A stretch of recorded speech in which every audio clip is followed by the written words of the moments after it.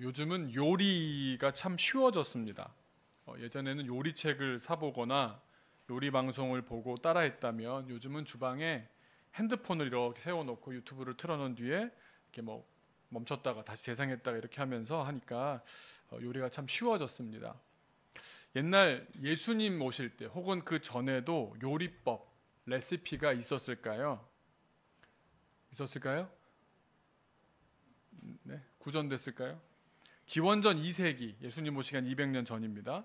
고대 그리스 사람들도 레시피를 적어 두었다고 합니다.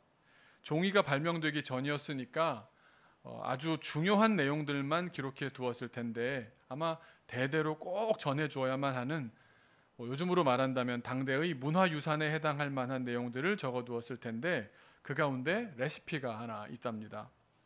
무슨 요리이길래 그렇게 소중하게 기록으로 남겼을까요? 뭘까요? 맞추시면 제가 성탄 특식. 네. 굉장히 단순한 건데요. 그 레시피는 다름 아니라 오이 피클을 만드는 레시피였습니다. 오이 피클 어떻게 만드는지를 굉장히 문화유산으로 남겼던 겁니다. 그렇다면 과연 고대 그리스 사람들의 오이 피클 만드는 핵심 비법 뭘까요? 너무 전문적이시죠. 네, 이렇게 나온답니다. 오이를 뜨거운 물에 담갔다가 빼고 그 뒤에 식초에도 담가야 된다. 끝. 그러니까 2번 담가 만들어야 한다. 이게 핵심이랍니다. 뭐 그냥 너무 시시하다 생각하실지 모르겠는데 제가 이 말을 하는 이유는 여기에 단어 선택이 굉장히 흥미롭기 때문입니다. 우리말로 제가 뭐라고 지금 말씀드렸냐면 2번의 담그다라는 똑같은 단어를 반복했지 않습니까? 그런데 헬라어 원어로는요. 뜨거운 물에 담그다라고 할 때 썼던 단어랑 식초에 담그다라고 할 때 썼던 단어가 다릅니다. 물에 담그다 할 때는 밥토라는 단어를 썼고요. 식초에 담그다라고 할 때는 밥티조라는 단어를 썼습니다. 무슨 차이겠습니까? 그냥 어떤 액체에 담그다는 밥토라고 쓰지만 똑같이 액체에 담근다고 해도 담근 뒤에 오이가 오이 피클로 바뀌는 그 성분이 바뀌고 정체성도 마치 첨가물에서 음식으로 완전히 변해버리는 경우에는 밥토란 단어를 쓰지 않고 밥티조라고 아예 다른 단어로 표현했던 겁니다. 밥토와 밥티조, 이걸 하나 잘 기억해 주셨으면 좋겠습니다. 우리 신앙생활에서도 물에 담겨지는 경우가 있습니다. 언제 어떤 경우에 그렇습니까? 네, 세례입니다. 우리는 세례로 약식으로 하지만 침례교는 물에 푹 담겼다가 이렇게 하지 않습니까? 자, 그러면 세례는 어떤 단어로 표현했을까요? 밥토겠습니까? 밥티조겠습니까? 네, 물에 담긴다, 물에 씻는다 이런 점에서는 밥토라고 해도 충분하지 않을까 생각할 수는 있겠지만 물에 씻는다는 그 과정을 통해서 물에 담겨지는 과정을 통해서 그 내면이 완전히 새로워진다, 본질이 바뀌고 정체성까지 바뀐다. 그 의미까지 표현할 수 있는 단어 밥티조를 썼습니다. 다들 우리 여기 앉아 계신 분은 세례와 입교를 받으신 분들이 대부분이신데 세례 받으셨을 때, 입교 받으셨을 때 그런 변화가 일어났습니까? 네, 잘 기억이 이걸 난 그때 그랬나 몰라 뭐 이러시면 안 되고요. 이렇게 생각하시면 됩니다. 결혼식과 같습니다. 결혼식을 올렸다고 갑자기 좋은 남편 되고 좋은 아내가 되었습니까? 하지만 그렇게 대외적으로 공식으로 선언한다는 점이 의미가 있고 또 하나는 그 신랑과 신부가 결혼식을 통해 이 관계에 대해서 다짐하게 된다는 점에서 의미가 있습니다. 우리가 세례 입교식 치렀다고 갑자기 좋은 신앙이 되지는 못할 겁니다. 물론 나아지는 좋은 계기는 되겠죠.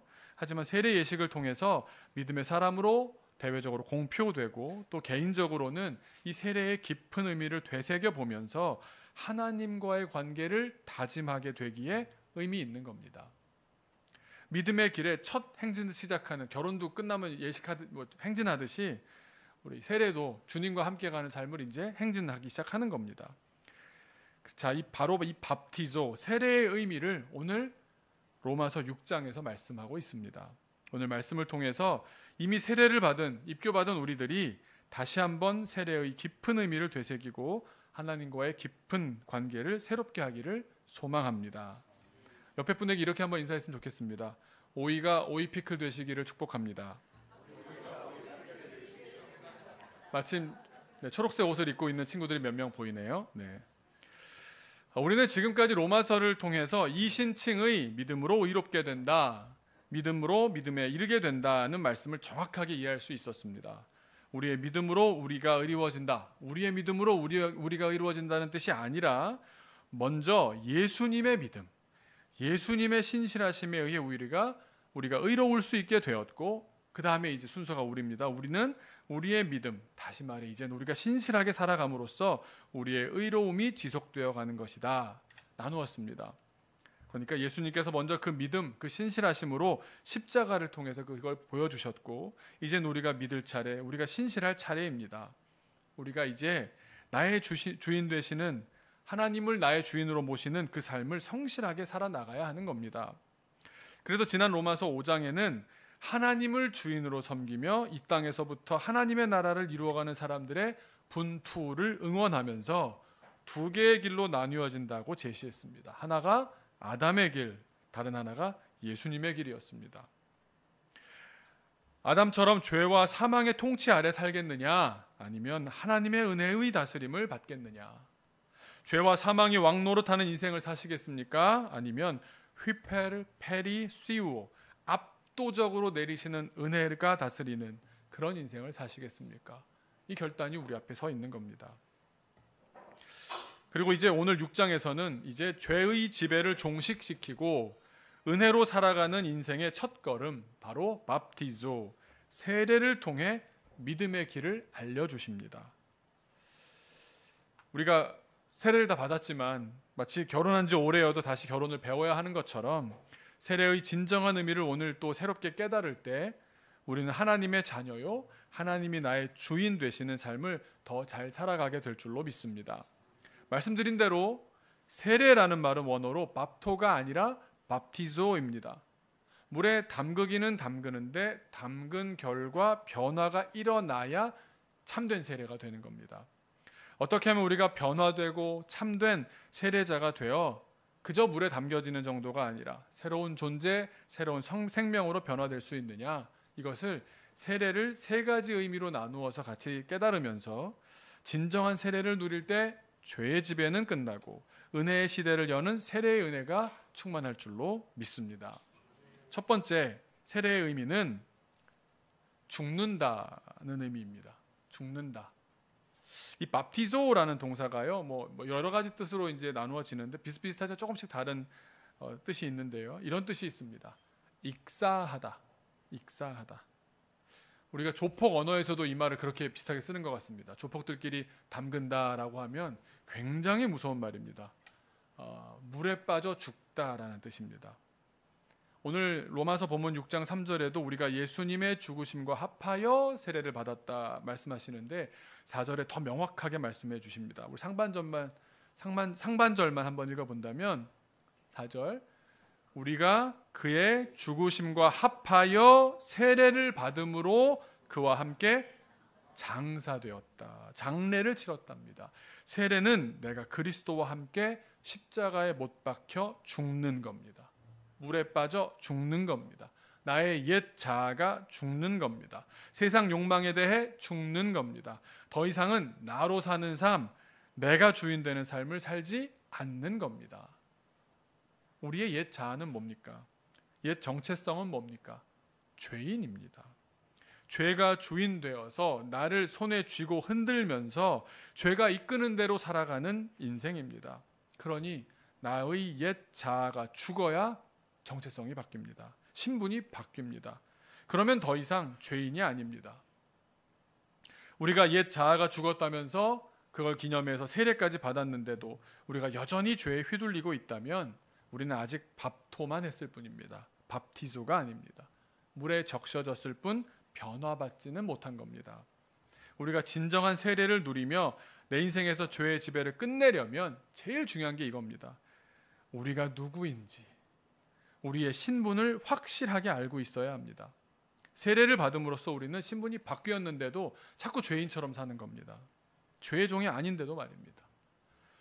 영화 쇼생크 탈출이라는 그 영화가 있었습니다. 그 영화를 보면 장기간 복역했던 죄수들이 출소를 합니다. 출소를 굉장히 두려워합니다. 너무너무 두려워합니다.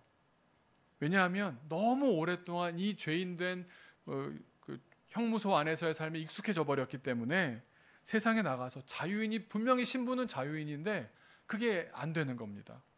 자꾸만 교도소에 있을 때처럼 행동합니다. 그런데 사람들이 당신은 자유인이라고 아무리 대해줘도 자기 스스로가 자기 신분에 대해서 나는 죄인이야 이러고 있으면 아닌데도 본인이 그렇게 찾아가는 겁니다. 우리는 더 이상 오이가 아닙니다. 첨가물 코너에 계신다면 오이 피클인 여러분들은 식자재 코너로 옮겨가야 하는 줄로 믿습니다. 병에 들은 오이 피클이 신선 채소 코너에 있으면 되겠습니까? 내 신분, 내 정체성을 기억하고 그에 걸맞게 자기의 삶을 살아가야 하는 줄로 믿습니다. 다시 한번 이렇게 말씀해 보시기 바랍니다. 오이가 오이 피클 되시길 축복합니다.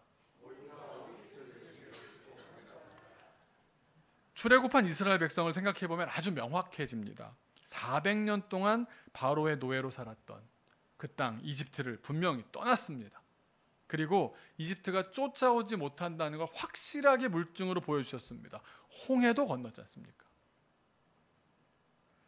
재밌는 얘기지만 뭐 말 장난 같긴 하지만 이 홍해를 건널 걸 가지고 고린도전서에서 보면은 그거를 밥티소했다고 표현합니다. 그런데 거기서 수장된 이집트 병사들은 어떻게 된 걸까요?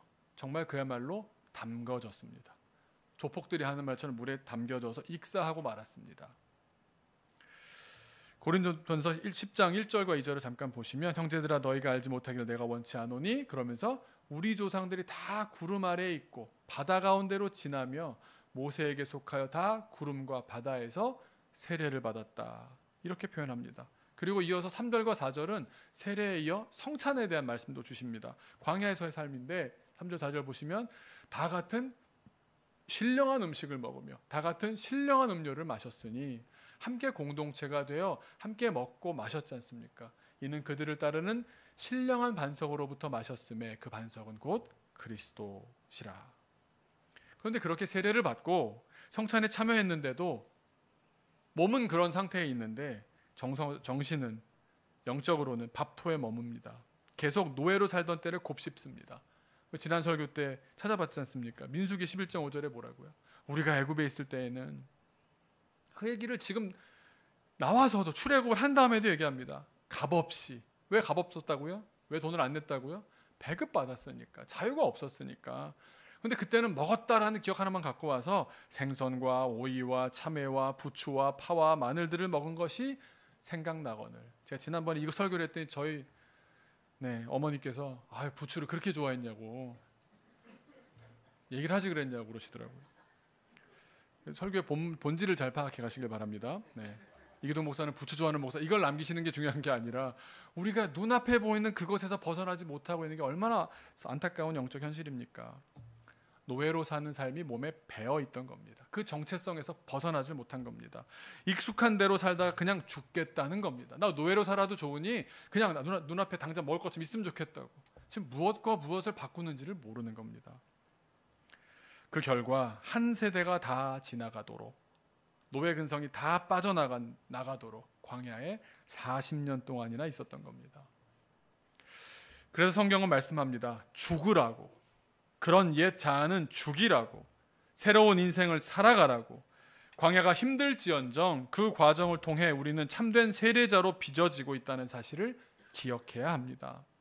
이 땅 광야에서도 실험적으로 또 믿음의 길이 시작되어 이제 가나안에 들어가 장차 자유인으로 살아갈 꿈과 소망이 생기지 않습니까?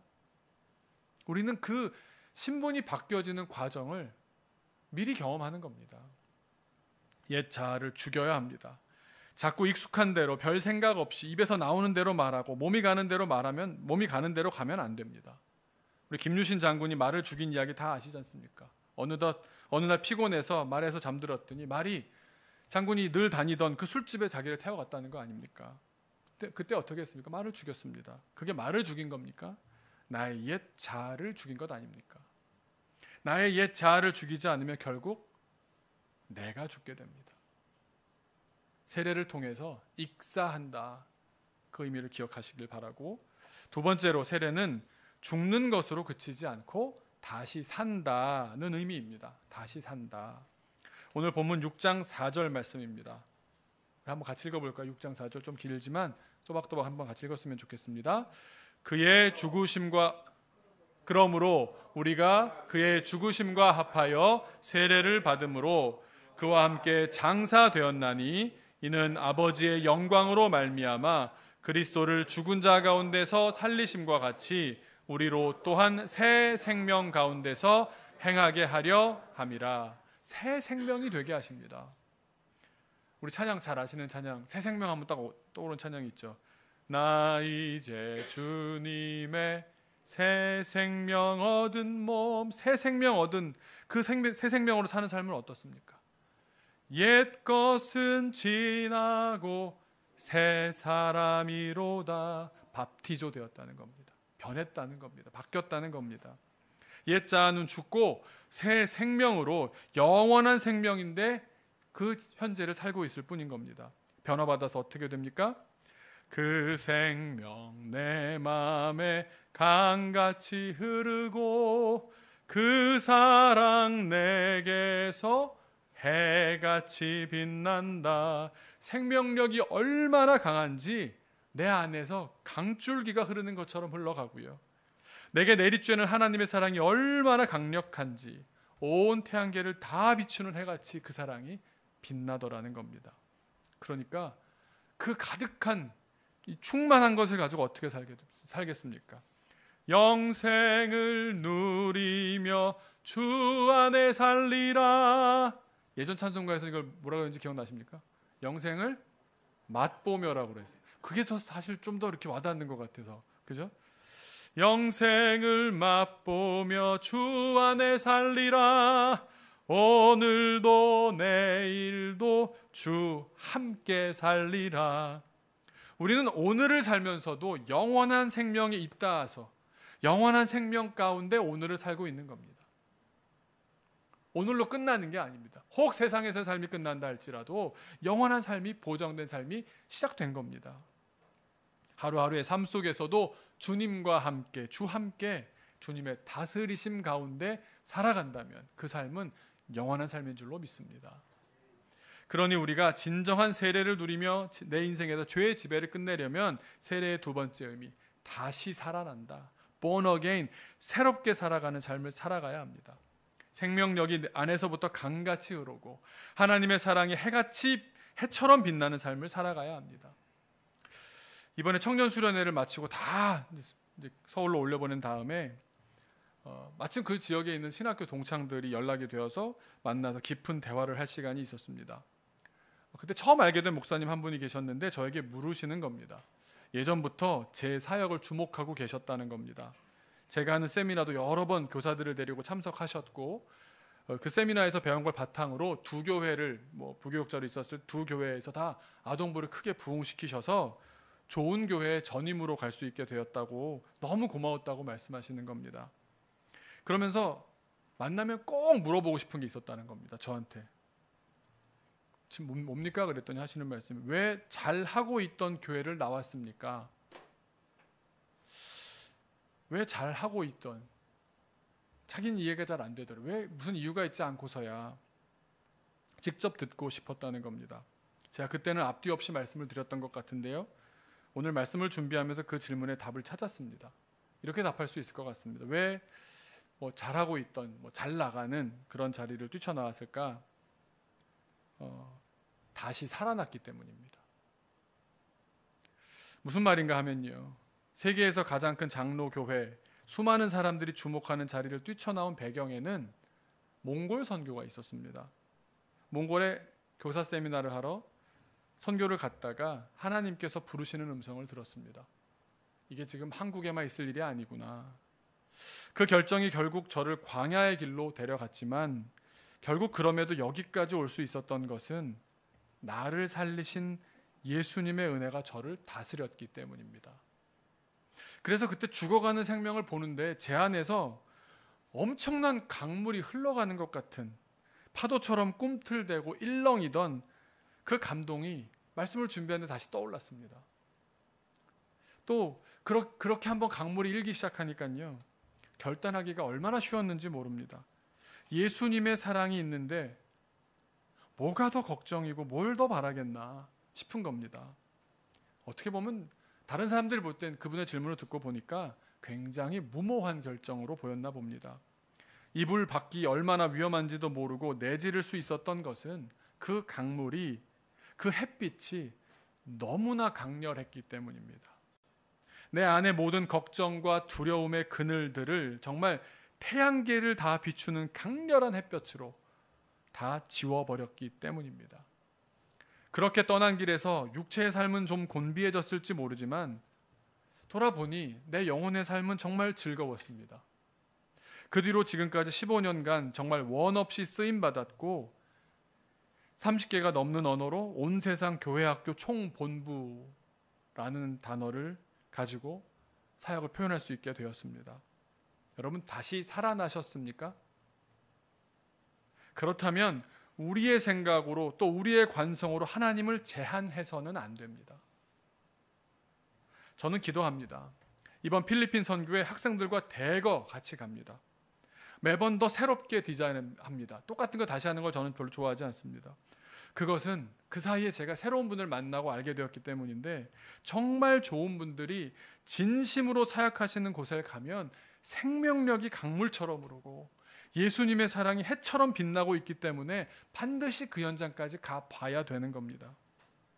먼저 다시 태어나 새 생명으로 살아가시는 분들을 만나면서 따라가는 학생들도 강물 같고 해 같은 성령의 강렬한 역사를 맛보며 한 사람 한 사람 변화받게 될 줄로 믿습니다. 우리의 교회 가운데도 예배와 말씀과 새해부터 시작되는 성경 과외와 아침 묵상을 통해 우리에게 강물처럼 해처럼 임재하실 줄로 믿습니다. 창세기 1장 28절을 보면요, 하나님께서 아담과 하와를 창조하시고 엄청난 꿈을 말씀하시고 하나님의 꿈을 아담과 이브에게 말합니다. 하나님이 그들에게 복을 주시며 하나님이 그들에게 이르시되 생육해라, 번성해라, 땅에 충만해라, 땅을 정복해라, 바다의 물고기, 하늘의 새, 땅에 움직이는 모든 생물 잘 다스려라. 이게 하나님의 원대한 꿈이었습니다. 그런데 아담과 하와는 어떻게 했습니까? 눈앞의 것만 봤습니다. 보암직도 하고 먹음직도 하고 탐스럽기도 하고 눈앞의 욕망에 탐닉했습니다. 여러분, 이게 얼마나 강력한지 모릅니다. 이스라엘 백성들도 그랬던 것 아닙니까? 이집트를 떠나왔는데도 예전에 먹었던 그 부추 맛을 못 잊는 겁니다. 마치 눈앞에 있는 것처럼 내 기억이 그것을 재생해내가지고는 이것만 있으면 내가. 사탄은요, 시야를 좁힙니다. 시야를 좁힙니다. 자꾸 가둡니다. 세상을 보면 하나님을 알게 될까봐 그렇습니다. 우리가요, 좋은 세상, 하나님의 사람들의 세상을 자꾸 봐야 합니다. 자꾸 보여줘야도 합니다. 저는 요즘 세상이 이전보다 더 무서운 것이요, 눈앞의 작은 즐거움에 탐닉하게 만드는데 정말 탁월한 것 같습니다. 그런데 빠지면 못 헤어나옵니다. 손안의 작은 기쁨, 눈앞의 기쁨, 작은 감정적인 만족, 익숙한 데서 오는 안락함에 계속 머물라고 합니다. 요즘 가장 인기 있는 디저트가 뭔지 아십니까? 겨울인데도 제일 인기 있는 게 딸기 빙수랍니다. 엄청 인기랍니다. 조회에서 올라오는 게 1위랍니다. 왜 그럴까요? 사진이 제일 예쁘게 나오기 때문이랍니다. 보암직도 하고 먹음직도 하고 탐스럽지 않습니까? 색깔이 빨갛지 않습니까? 그걸 놓고 찍는 나도 좀 예뻐 보일 것 같지 않습니까? 여러분, 믿음은 눈을 들어 동서남북을 바라보고 알지 못하는 것도 떠나는 데서 시작됩니다. 그래야 하나님의 꿈을 함께 이루기 때문입니다. 보던 것만 보면 내 꿈이 자꾸 떠오릅니다. 내 욕망이 자꾸 끌어오릅니다. 물론 다 교회를 세우는 것도 아니고 다 선교사가 되는 것도 아닙니다. 우리에게 주어진 자리들과 사명들이 있습니다. 아름다운 교회를 세워가고 이뤄가면서 작은 하나님의 나라들을 세워가고요. 또 가정과 직장이든 어떤 공동체에서든 작은 하나님의 나라를 세워가는 것이 우리의 소명인 줄로 믿습니다. 세 번째로 세례는 연합한다는 의미입니다. 연합한다. 누구와 연합하겠습니까? 예수 그리스도와 연합하는 겁니다. 5절 말씀을 한번 보겠습니다. 5절 말씀 보시면 만일 우리가 그의 죽으심과 같은 모양으로 연합한 자가 되었으면, 죽을 때 연합했다면 또한 그의 부활과 같은 모양으로 연합한 자도 되리라. 부활과 죽음과 부활에 다 연합한 자가 되리라. 또 8절도 보시면 만일 우리가 그리스도와 함께 죽었으면 또한 그와 함께 살 줄을 믿노니. 예수님의 죽으심과 예수님의 부활하심이 우리에게도 일어날 수 있는 이유가 무엇입니까? 함께입니다. 함께. 연합입니다. 함께. 예수님과 우리가 연합하기 때문입니다. 하나 되었기 때문입니다. 그래서 우리는 언제나 함께입니다. 나라는 독립된 존재로 대단할 것 같지만 결국 우리는 나 더하기 예수님으로 편먹고 살아야 되는 사람들입니다. 사람 인자 보면 그러지 않습니까? 한자 가지고 혼자 설 수 없어서 둘이 이게 기대어 놨다 이렇게 표현하지 않습니까? 우리가 주님과 그렇게 살아야 합니다. 주님께 기대어서 살아가는 겁니다. 갈라디아서 2장 20절 오늘 불렀던 찬양이었는데요. 이 말씀입니다. 같이 한번 읽어볼까요? 시작. 내가 그리스도와 함께 십자가에 못 박혔나니 그런즉 이제는 내가 사는 것이 아니요 오직 내 안에 그리스도께서 사시는 것이라. 이제 내가 육체 가운데 사는 것은 나를 사랑하사 나를 위하여 자기 자신을 버리신 하나님의 아들을 믿는 믿음 안에서 사는 것이라. 우리가 혼자서만 살려고 발버둥치다 보면요, 우리의 본능이 자꾸만 올라옵니다. 본능이 어떻습니까? 이기적이고요, 모든 걸 다 가지려 들고요, 그런 욕망의 전차를 멈출 수가 없습니다. 그런 욕망의 본능만 있는 게 아닙니다. 혼자 있다 보면요, 쉽게 두려움에 휩싸이고요, 우울해지고요, 회피하고요, 도망치고요, 남 탓합니다. 책임지지 않습니다. 그게 우리의 본능입니다. 본능이 그렇습니다. 그런데 예수님은 그런 삶을 살지 않으셨지 않습니까? 근데 그 예수님과 함께 있기 때문에, 예수님과 연합하기 때문에 저같이 이기적인 사람도 욕망을 좀 끊어내기도 하고요, 작은아마 십자가를 지고요, 희생을 감내하고요, 사랑도 실천하고요, 용서를 가슴으로 베풀기도 하고요, 그러다가 보면 언젠가 순교를 각오하게도 되는 겁니다. 이건 내 본능과 역행하는 겁니다. 완전히 역행하는 겁니다. 그래서 제가 아는 겁니다. 이건 나 혼자선 할 수 없었던 결단이다. 오직 예수님과 연합하기 때문에 가능한 거다. 세례는 예수님과 연합하는 겁니다. 우리가 사는 길이 뭡니까? 예수님께 잘 붙어 있는 겁니다. 이걸 연합교리라고 하는데요, 예수님과의 연합이 되어 사는 우리의 삶을 주로 결혼 관계로 많이 비유를 합니다. 여러분 한번 생각해 보시죠. 결혼을 했는데 옛날 애인에게서 연락이 옵니다. 자꾸 나오라 그러고 놀자고 하고 어디 가자고 하고 어떻게 해야 됩니까? 자기 과거니까 부끄럽지 않습니까? 그래서 배우자에게 말하기 부끄럽다면서 배우자 몰래 혼자서 해결하려고 합니다. 혼자서 해결하려고 합니다. 그건 부끄러운 게 아니라 아직 과거가 안 죽은 겁니다. 그런데 그러다가 어떻게 됩니까? 혼자 해결하려다가 그런 심리를 너무 잘 알고 있는 사람들한테 덫에 걸려버리지 않습니까? 또 옛 애인이 문제가 아니라 그런데 마음이 사실은 또 기울어지는 사람이 있는 거 아닙니까? 자기부터가 마음이 썩어지는 겁니다. 내가 좀 인기가 있나? 이런 생각하면서 한 번, 두 번 허용하다가 결국 이중 생활을 하는데 하나도 부끄러움이 없습니다. 그 결과 어떻게 되겠습니까? 결국 엉망진창 되어서 헤어나오지 못할 지경까지 가는 겁니다. 이게 제가 그런 사람들의 얘기를 하고 싶어서 하는 게 아니라 우리 믿음의 삶이 그런 겁니다. 믿음의 삶이 그런 겁니다. 옛 자아가 여전히 죽지 않은 채로 예전에 사랑하고 좋아하는 것들을 놓지 못하고 있으니 그 옛 애인들이 손짓하고 유혹하면 결국 넘어가는 것 아닙니까? 세상에 넘어가는 거 다 그렇게 넘어가지 않았습니까? 어떻게 끊습니까? 어떻게 해야 해결됩니까? 정답은 부부 동반입니다. 부부 동반. 함께 있어야 합니다. 주님과 함께 해야 합니다. 유혹이 강할수록 어떻게 살아야 되느냐? 부부간에 더 잘 살아야 합니다. 사이좋게 의좋게 살아야 합니다. 더욱 진심을 다해 부부 생활을 하면 됩니다. 연합할 때 이겨낼 수 있기 때문입니다. 사람들은 자꾸만 내 상식, 내 판단력, 내 지식, 내 언변으로 유혹을 끊어낼 수 있을 거라고 계속해서 착각합니다. 예수님과 연합하십시오. 예수님과 연합하셔야 죄의 지배를 끊어냅니다. 그럴 때에 나의 주인 되시는 하나님께서 우리에게 힘 주시고 우리를 구원하시는 줄로 믿습니다. 그렇게 되니까 어떤 일이 벌어집니까? 9절 한번 보시겠습니다. 같이 한번 9절을 나에게 선포하듯이 한번 그렇게 읽었으면 좋겠습니다. 같이 읽겠습니다. 시작. 이는 그리스도께서 죽은 자 가운데서 살아나셨음에 다시 죽지 아니하시고 사망이 다시 그를 주장하지 못할 줄을 알미로라.